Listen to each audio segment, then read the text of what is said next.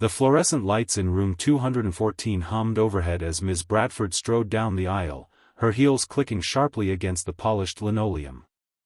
12-year-old Jeremiah Jem Carter sat at his desk, shoulders hunched, sketching a soaring eagle in the margin of his notebook.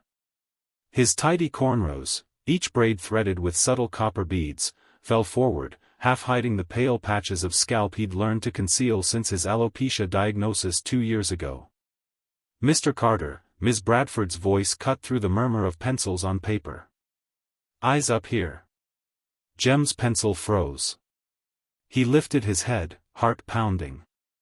"Yes, ma'am," he whispered. She snatched his notebook, flipping it open. "Art again? You're wasting class time." The room fell silent as she tossed the sketchbook back onto his desk. Aaliyah Nguyen, Jem's best friend since kindergarten, watched anxiously from across the room. She slipped her phone into her sleeve, fingers trembling. She wouldn't let this go unrecorded. Ms. Bradford's sharp gaze shifted to Jem's hair. "And these braids," she sneered, "are a distraction. We've discussed dress code." A ripple of unease spread through the classroom. Jem's palms grew clammy as Ms. Bradford circled him like a hawk.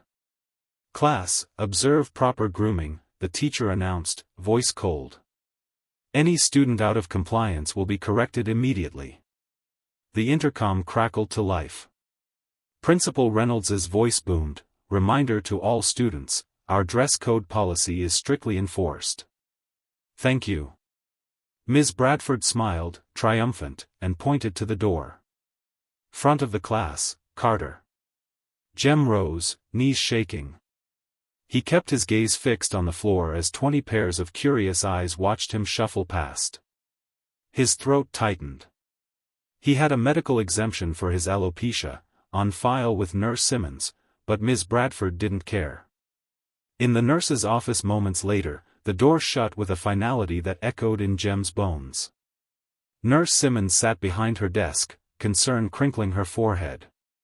"What's wrong, Jeremiah?" she asked softly. "My hair," he choked, voice quivering. "Ms. Bradford says it's a violation."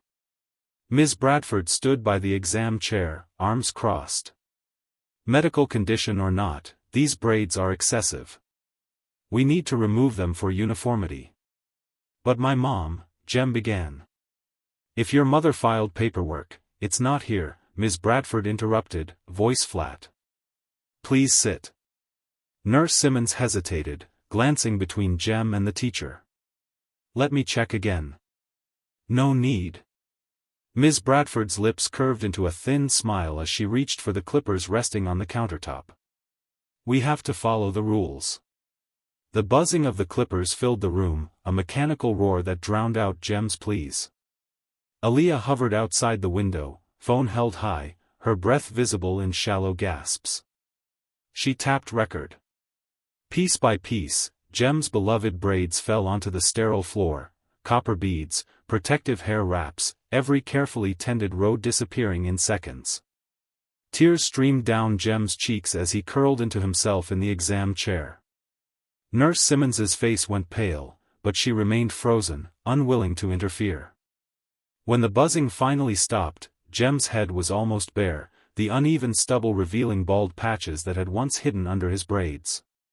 Ms. Bradford switched off the clippers and stepped back. "There," she said, falsely gentle. "Now you're compliant." She brushed past Nurse Simmons and left without another word. Jem sat motionless, trembling, fingertips tracing the cold, exposed skin of his scalp. The door clicked open and Aaliyah slipped in, draping her jacket over Jem's shoulders. "I got it on video," she whispered fiercely. "We're going to make them pay." Jem didn't reply. His world had narrowed to the sting of cold air on his head and the hollow ache in his chest. A soft knock sounded, and the door swung open wider. Standing in the threshold, uniform crisp and medals glinting under the hallway light, was Captain Daniel Carter, Jem's father.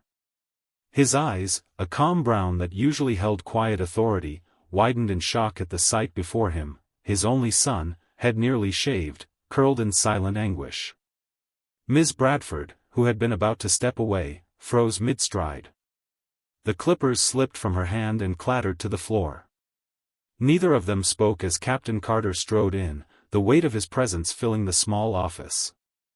The nurse shielded Jem with a hand on his shoulder. Aaliyah pulled back her hood in respect. In that charged silence, everyone understood, this was no longer just a dress code issue. It was a declaration of war. What would you have done if you were Aaliyah filming this? Captain Daniel Carter's boots thudded against the vinyl floor as he closed the distance to his son's side. His uniform jacket, pristine Navy service dress blues, felt suddenly too formal for the raw injustice unfolding before him. He placed a steady hand on Jem's shoulder, gently lifting the boy to his feet. Jem's legs wobbled, but he didn't resist. Ms. Bradford straightened, face a mask of indignation and panic. She swallowed. Captain Carter, This is a misunderstanding. Dress code violations. Daniel's eyes narrowed. Misunderstanding? His voice was calm, but beneath that calm lay a coiled intensity. He glanced at Nurse Simmons, whose own guilt was etched across her features. Nurse Simmons, is this true? You saw my son's hair, you knew about his alopecia exemption? The nurse swallowed hard. I checked the medical file, sir. There is a documented exemption for Mr. Carter's condition. I should have intervened. Bradford's shoulders stiffened. That exemption is vague. I followed protocol. At what cost? Daniel's hand tightened on Jem's shoulder. He turned to Bradford. You humiliated my son. You forced him to sit here while you shaved away every protective braid, every bit of dignity he tried so hard to maintain. His gaze pierced hers. Do you realize the harm you've done? Silence reigned as Bradford struggled for words. Behind her, the clippers lay abandoned, their metallic buzz echoing in the hush. Daniel crouched to Jem's eye level. Son, are you all right? Jem's eyes brimmed with tears, but he managed a small nod. He tugged at the collar of his father's jacket. Daniel rose. No child in American schools should endure this. He looked back at Bradford. You will apologize, to him and to me. Right now. Bradford inhaled, then exhaled shakily. I'm sorry, Jeremiah. I won't, I shouldn't have, her voice cracked, but her apology hung hollow in the sterile room. Daniel's expression softened only slightly. Your sorry won't erase the memory, but it's a start. He straightened. Nurse Simmons, gather my son's things. We're leaving. As the nurse moved to comply, Daniel turned once more to Bradford. We will be speaking with the principal. And, if necessary, beyond that. His tone left no room for misinterpretation. Outside the nurse's office, the corridor was suddenly alive with whispers. Aaliyah stepped forward, phone still in hand. Sir, I recorded the whole thing. She showed him the screen. We can use this. Daniel nodded. Thank you, Aaliyah. That was brave. He offered her a tight, grateful smile. You can go now. Aaliyah slipped away, determination shining in her eyes. Father and son walked, Jem supported on one side, down the hallway. Students and teachers paused, uncertain whether to gaze or avert their eyes. Jem's head was bare, save for faint stubble, and his uniform shirt felt foreign against his skin. Daniel's chin was lifted, his presence alone cleared a path. They reached Principal Reynolds's office at the end of the hall. The tall glass door bore the words, Principal April Reynolds, a woman known for her even-handed discipline and insistence on fairness. Today, however, her expression was unreadable behind wire-rimmed glasses. Daniel knocked firmly. Principal Reynolds, it's Captain Carter. We need to speak. Reynolds looked up from her desk. Relief and regret flickered in her eyes. Captain, please come in. Inside, Bradford stood by the window, wringing her hands. Reynolds motioned for Bradford to leave. Bradford paused, eyes on Jem, her remorse genuine, if overdue, then slipped out without a word. Reynolds rose from her chair. "I'm so sorry, Captain. I just watched the recording." She gestured to a chair. "Please sit." Daniel remained standing. "This isn't a matter of seating arrangements." His voice was ice. "My son was assaulted today, in the name of policy. I want to know why the dress code was enforced without regard for his documented medical needs." Reynolds exhaled, sinking back into her seat. There was a breakdown in communication. Ms. Bradford believed there was no exemption. Nurse Simmons failed to alert her. "I should have double-checked." Daniel took a slow step closer. "Schools exist to educate and to protect. Today, that trust was shattered." He paused, letting the weight of his words sink in. "I expect a full investigation, a written apology from the district, and assurances that no other child will suffer like my son." Reynolds nodded, tears welling. "You have my word. We will convene a disciplinary committee this afternoon.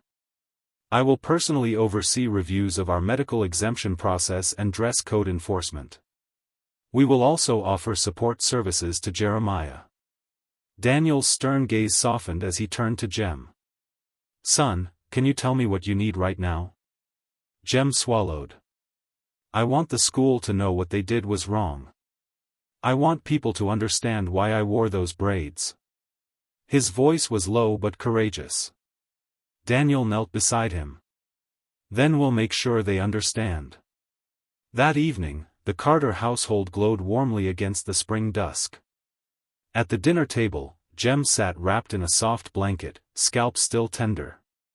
His mother, Lieutenant Commander Allison Carter, had flown in on emergency leave, her uniform still pressed from the journey. She embraced Jem, pressing kisses to his head. "I'm so proud of you," she whispered. "You were strong." Jem managed a small smile. Across from them, Daniel reached for his daughter's sketchbook, opened to a fresh drawing, an eagle rising from a broken cage. "Tomorrow," Daniel said, voice steady, "we go to the district office. This stops here." Jem traced the lines of the eagle's wings. "Tomorrow," he echoed, feeling for the first time that his voice, and his story, would be heard. "How do you think the school district should respond next to rebuild trust?" The next morning, the Carter family drove together to the district headquarters. Captain Daniel Carter sat behind the wheel, Allison next to him, and Jem in the back seat, clutching his sketchbook. The building loomed ahead, a low brick structure crowned with the district emblem. As they entered the lobby, the receptionist, aware of their urgency, led them to Superintendent Norwood's office. Inside, Superintendent Marisol Norwood and two school board members stood as the Carters entered. Behind them, a projector screen and a long table with neatly stacked folders signaled a formal review. Norwood offered a tentative smile. "Captain Carter, Lieutenant Commander Carter, Jeremiah, thank you for coming on such short notice." Allison returned the gesture coolly. "We appreciate your prompt attention to this matter." Daniel nodded, then turned to Jem. "Son, you're welcome to sit in or wait outside with Nurse Simmons." Jem hesitated for a moment, then stood firm. "I want to stay." He climbed into the empty chair beside his mother, shoulders squared. Superintendent Norwood tapped a button, and the video of Ms. Bradford wielding clippers appeared on the screen. A hush fell over the room. Even the board members shifted in their seats. Norwood's voice cracked slightly. "We had no idea this was happening." Daniel spoke up. "You did, once you watched this. My son's medical exemption was on file. Nurse Simmons confirmed it. Yet he was humiliated." He paused, letting the implication resonate. "If our schools can't honor simple medical accommodations, what does that say about our commitment to student welfare?" Board member Patel cleared his throat. "We deeply regret the oversight. We're prepared to take immediate action. He gestured to the folders on the table. In this packet, you'll find a revised dress code policy that explicitly protects students with medical needs. We've also drafted a mandatory training program for all faculty and staff on cultural sensitivity and medical accommodations. Allison accepted a folder and scanned its cover, District-wide Guidelines for Inclusive Education. She flipped to the first page. These look promising, she said. But I want to see details on how you'll monitor compliance. Policies only work if they're enforced. Patel nodded. We propose quarterly audits of exemption requests, random teacher evaluations, and an anonymous reporting system for any student who feels discriminated against. Jem raised his hand, an uncommon but powerful gesture. When Norwood nodded to him, he stood. Thank you, he began, voice steady. I want other kids to know they can speak up. That there are grown-ups who will listen. He opened his sketchbook to reveal a drawing of all the district schools joined by a single set of protective braids. This is how I see us, connected and safe. A wave of emotion passed through the room. Norwood's eyes glistened. Patel and the other board member exchanged looks of genuine resolve. That's beautiful, Jeremiah, Norwood said. Your artwork will be featured in our new training materials, with your permission. Jem managed a small smile. Yes, ma'am. The meeting closed with Norwood promising a public statement by noon, an apology letter sent to the Carters and the entire student body, and a pledge to implement the new guidelines before the next school term. At 12 p.m., a press conference was held in the high school gymnasium, packed with students, parents, teachers, and local journalists. Banners reading "Respect Every Student" and "Policy Not Prejudice" lined the walls. Principal Reynolds stepped to the podium flanked by Jennings, the student council president, and Jem. Superintendent Norwood spoke first, her voice carrying across the silent room. Today, we admit that we failed Jeremiah Carter and, by extension, every student whose individual needs were overlooked. We apologize unreservedly. From this day forward, our district will put people before protocol. Daniel and Allison stood just behind Jem, holding his hands. Jem's head wrap glowed under the gym lights, an emblem of his reclaimed dignity. When Norwood invited him to say a few words, Jem leaned forward. Thank you to everyone who supported me, he said. I hope no one else ever has to be embarrassed or hurt to get the help they need. A cheer rose up from the crowd, and many students, even those who had been silent on other issues, applauded vigorously. Back at home that afternoon, the Carters gathered around the kitchen table. Champagne for the parents, sparkling cider for Jem. They toasted not only the policy changes but the power of speaking up. Allison raised her glass. You did this, son, by simply being yourself. Jem's face lit up in rare, unguarded joy. Daniel added, and by reminding us all that justice often begins with a single brave voice. He looked at Jem. How does it feel? Jem took a sip of cider. Good. Like maybe I can draw something happier now. He tapped his sketchbook, already worn at the edges. As the sun dipped low, painting the sky in gold and rose, the Carters knew the road ahead would still hold challenges. But for the first time since that horrible morning, they felt a renewed sense of hope, not just for Jem, but for every student who would walk through those school doors. What would you like to see included in a truly inclusive dress code policy? The first day back at Lakeside Middle School dawned crisp and bright. Jeremiah Carter stood on the front steps, scalp still sensitive under a soft beanie, heart hammering in his chest. Beside him walked his mother, Lieutenant Commander Allison Carter, and his father, Captain Daniel Carter, both offering quiet nods of encouragement. Inside the foyer, banners now hung alongside the school emblem, "Every Student Matters," and "Listen First, Lead Second." Students greeted Jem with smiles and fist bumps, a far cry from the stares of weeks before. Aaliyah Nguyen, her camera in hand, waved him over. You ready? She asked softly. I'm doing a piece for Unbraided TV, your return story. Jem exhaled, letting the warmth of friendship and solidarity wash over him. Let's do it. In art class, Mr. Reed had cleared space by the large windows. Easels held fresh canvases, jars of paint lined the shelves. Today, the class would collaborate on a Braided Hearts mural, an image of interwoven braids forming a chain of hearts, symbolizing unity and acceptance. Jem stood at the center, brush poised over a heart-shaped knot. As he painted, his classmates joined in. Maya splashed vibrant purples, Carlos layered bold oranges, and Sophia traced delicate blues. A hush of creative focus settled over the room, broken only by soft laughter and the scrape of brushes. When the final strand was painted, the mural glowed with color and hope. The class stepped back, admiring their work. Mr. Reed wiped a tear from his eye.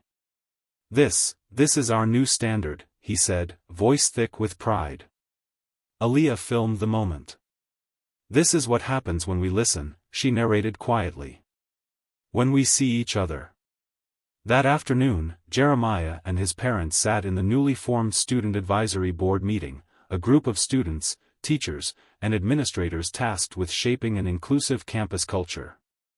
Superintendent Norwood presided, clipboard in hand. The first agenda item, improving communication around medical and cultural accommodations. Jem cleared his throat. "Maybe we could have an online portal where students upload exemption forms and get a confirmation code. Teachers would have auto alerts." His idea earned nods and murmurs of approval. Allison reached forward. "I can help train staff on how to spot and respect these accommodations, drawing from military protocol on readiness and care." Norwood scribbled notes, her expression energized by collaboration. That evening, back at home, the Carter living room buzzed with plans. Jem's painting supplies were spread across the coffee table, alongside brochures for the Carter Artistry Foundation, which would provide art therapy grants to students recovering from trauma. Daniel leaned back, reviewing grant guidelines. "We'll partner with local art centers and military family support groups to reach kids who might never otherwise have an outlet." Jem picked up a fresh canvas. "I want to run weekly workshops, bring in a different community leader each time," he said. "Veterans, teachers, artists, anyone who's had to overcome something." Allison smiled. "Your ideas are bigger than I imagined." She reached over, squeezing his hand. "You've turned your own story into a roadmap for others." The following week, Lakeside held a Celebrate Us assembly in the gym. Families, students, and community members packed the bleachers. Jem and Aaliyah co-hosted, taking turns on the microphone. Jem spoke first. "Our school is stronger because of our differences, not in spite of them. Today, we're not just apologizing for past mistakes, we're committing to a future where every kid feels safe to be who they are." The crowd erupted in applause. Aaliyah followed, "And remember, courage isn't just about big actions. Sometimes it's about using your voice to speak up for a friend." Mr. Reed led the unveiling of the Braided Hearts mural in the main hallway. As the curtain dropped, students gasped at the swirling colors and meaningful symbols.